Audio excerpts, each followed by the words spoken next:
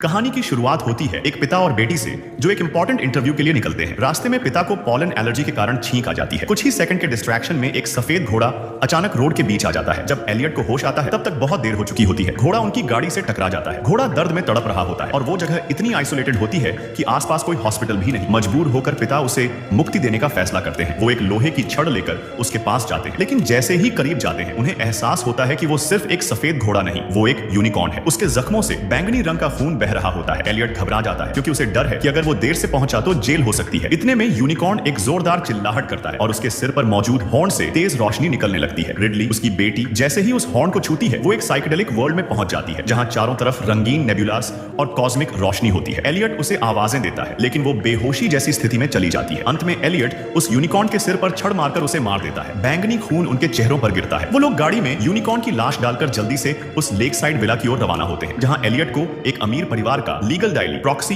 Lawyer बनना है। Interview में जाते समय एलियट को एक चौंकाने वाली बात महसूस होती है। उसकी 1000 डिग्री की नजर अचानक बिना चश्मे के भी बिल्कुल ठीक हो गई है। उधर रिडली बाथरूम में जाती है और अपना चेहरा धोती है। यूनिकॉर्न के खून से सना हुआ रूमाल जब वो अपने चेहरे पर लगाती है तो उसे पता चलता है कि उसके कई सालों से जमे हुए पिंपल्स एक झटके में गायब हो गए हैं। उसे यकीन हो जाता है कि ये सब यूनिकॉर्न के खून का असर है। उसी समय गाड़ी में पड़ा हुआ मृत यूनिकॉर्न अचानक जाग जाता है। उसके हॉर्न से फिर रोशनी निकलती है और वो खिड़की तोड़कर भागने की कोशिश करता है, लेकिन एक सिक्योरिटी गार्ड उसे गोली मार देता है। यूनिकॉर्न मर जाता है पर उसका यूटिलिटी अभी बाकी है। रिडली और एलियट बताते हैं कि उनके एलर्जी, आईसाइट और पिंपल्स जैसे क्रॉनिक इश्यूज सिर्फ यूनिकॉर्न के खून से छूने मात्र से ठीक हो गए। यह सुनकर डाइंग बिलियनियर का उत्साह लौट आता है। वो तुरंत मेडिकल और सिक्योरिटी टीम को बुलाता है। रिडली विला में लगी एक यूनिकॉर्न वाली टैपेस्ट्री कालीन को देखकर रिसर्च करता है और पता चलता है कि यह टैपेस्ट्री मेडिवल टाइम्स से जुड़ी है। कुल 7 टैपेस्ट्री है जो एक कहानी बयान करती है। उस कहानी में एक राजा यूनिकॉर्न को पकड़ने के लिए कई हंटर्स भेजता है, लेकिन कोई सफल नहीं होता। अंततः एक प्योर हार्टेड लड़की की मदद से यूनिकॉर्न को मारा जाता है और कास्टल में बंद किया जाता है, लेकिन वो बाद में जीवित हो जाता है और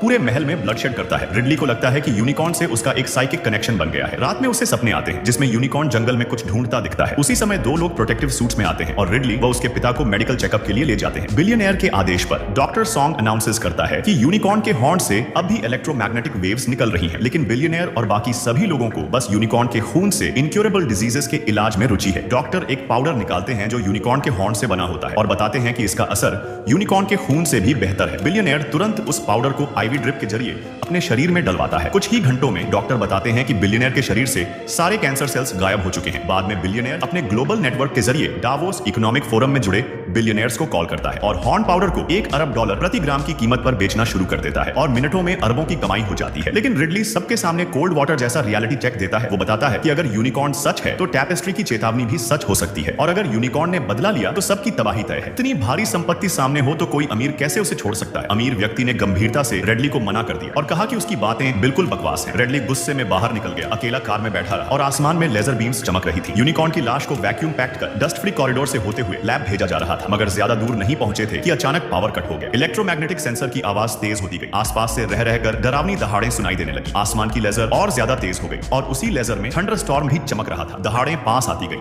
सॉन्ग को अचानक सीने में तेज दर्द हुआ। जब उसने कपड़ा उठाया तो देखा एक विशाल पंजा उसके शरीर को चीर चुका था। प्लास्टिक कवर के पार एक और भी बड़ी यूनिकॉर्न की परछाई मंडरा रही थी। रेडली कार में बैठा फ्लैशलाइट से अंधेरे में इधर उधर देख रहा था। यूनिकॉर्न को रोशनी ने आकर्षित किया और वो अचानक कार की तरफ दौड़ा। रेडली तुरंत साइड से बाहर निकला, कार के नीचे घुस गया, फिर मानसिक तैयारी कर तेजी से लॉक्ड रूम की ओर दौड़ा। अजीब बात यह थी कि यूनिकॉर्न अचानक शांत हो गया। वो रेडली के सामने घुटनों पर बैठ गया और अपना पंजा उसकी ओर बढ़ाया। जैसे ही रेडली ने उसे छूने की कोशिश की, सिक्योरिटी चीफ बंदूक लेकर आया और शांति तोड़ दी। घायल यूनिकॉर्न हवेली से भाग गया। सब लोग डाइनिंग टेबल पर चर्चा कर रहे थे यूनिकॉर्न ने रेडली को क्यों नहीं मारा। रेडली को याद आया कि दिन में उसने बेबी यूनिकॉर्न के पंजे को छुआ था। शायद उसी स्पर्श ने एक खास संबंध बना दिया था। शायद यही वजह थी कि यूनिकॉर्न ने उसे नुकसान नहीं पहुंचाया। अब अमीर आदमी ने सारे यूनिकॉर्न संसाधन पर कब्जा करने की ठानी। एक 5 लोगों की टीम बनाई ताकि घायल यूनिकॉर्न को जंगल में ढूंढा जा सके। नाम रखा गया वुंडेड यूनिकॉर्न रेस्क्यू प्लान। जमीन पर फैले खून के निशानों को फॉलो करते हुए वो लोग कोहरे से भरे जंगल में यूनिकॉर्न तक पहुंच गए। उसके चमकते पंजे ने उसकी लोकेशन जाहिर कर दी थी। अमीर आदमी धीरे से आगे बढ़ा, झुककर यूनिकॉर्न को छूने लगा, मगर वो नहीं जानते थे कि उनके पीछे एक और बड़ी यूनिकॉर्न आ गई थी। सिक्योरिटी चीफ को उसी वक्त काटकर कोहरे में गायब कर दिया गया। दोनों यूनिकॉर्न्स कोहरे में छिपे अचानक हमला कर बैठे। आखिर में सिर्फ एलियट और अमीर आदमी ही जिंदा बचे, मगर यूनिकॉर्न्स उनका पीछा करते रहे। इसी बीच ब्लैक सिस्टर ने बेबी यूनिकॉर्न का पंजा काट दिया जैसे योजना थी। दोनों यूनिकॉर्न्स ने अमीर आदमी को दोनों तरफ से घेर लिया। वो उन्हें शांत करने की कोशिश करता रहा। शायद उसकी कोशिश काम कर गई। गॉन्ग बाओ यूनिकॉर्न ने धीरे से सिर झुका लिया। अमीर आदमी ने फिर से उसे छूने की कोशिश की, लेकिन ठीक छूने से पहले यूनिकॉर्न ने उसके सिर को चीर डाला। बाकी बचे लोग हवेली में भागे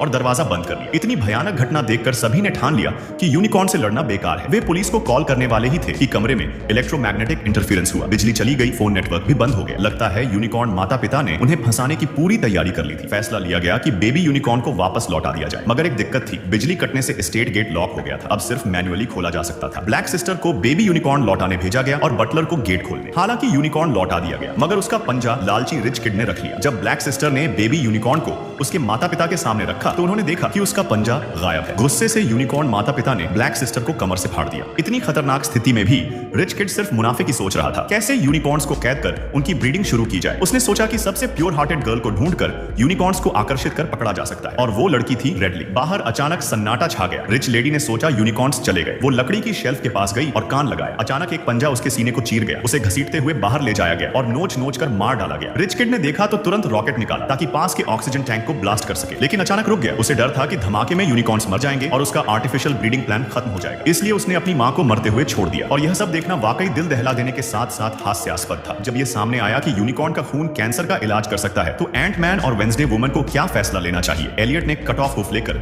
यूनिकॉर्न को दूर ले गया ताकि बेटी रेडली को भागने का मौका मिल सके, लेकिन वे भूल गए थे कि पीछे रिच किड है। उसने रेडली को बाव एंड एरो से धमकाया और उसे हवेली के सामने घुटनों पर बैठने को मजबूर किया। गॉन्ग यूनिकॉर्न दहाड़ते हुए उसके पास आया, मगर सामने आकर उसकी गोद में सो गया। यह साबित करता है कि रेडली सच में दिल से सबसे पवित्र लड़की है। रिच किड ने जल्दी से गॉन्ग यूनिकॉर्न के हाथ पांव बांध दिए। इसी दौरान एलियट ने मां यूनिकॉर्न को भी कट ऑफ हुफ से बहलाकर वहां पहुंचा दिया। वो भी रेडली के पास आकर सो गई। अब रिच किड ने उसे भी बांध लिया और तय कर लिया कि सोमवार से यूनिकॉर्न्स की फार्मिंग शुरू करेगा। वो बड़बड़ाता रहा, तभी एलियट ने उसके पास आकर यूनिकॉर्न हॉर्न से उसे घायल कर दिया। रिच किड ने भी बो एंड एरो से वार किया। दोनों एक साथ गिर पड़े। स्लीपिंग यूनिकॉर्न्स जाग गए और अपने बंधन तोड़ दिए। रिच किड कांपते हुए खड़ा हुआ और बोला, थोड़ा सा यूनिकॉर्न ब्लड चाहिए, यही मेरी जान बचाएगा। मगर मुक्त हुए यूनिकॉर्न्स को देख वो हताश हो गया। एलियट भी मर गया। जब रेडली दुख में थी, तभी यूनिकॉर्न्स ने एलियट की एक टांग अपने बच्चे के पास रख दी। दोनों यूनिकॉर्न्स आमने सामने घुटनों पर बैठ गए। उनके पंजे टकराए और एक जायंट ब्लैक होल बना। अगले पल बेबी यूनिकॉर्न के घाव भरने लगे और कटा हुआ पंजा वापस जुड़ गया। एलियट भी दोबारा जिंदा हो गया। वो भी उसी ट्रांस में चला गया जैसे ब्रह्मांड में समा गया हो। ब्लैक होल बड़ा होता गया और एक्सप्लोजन के साथ बंद हुआ। Baby unicorn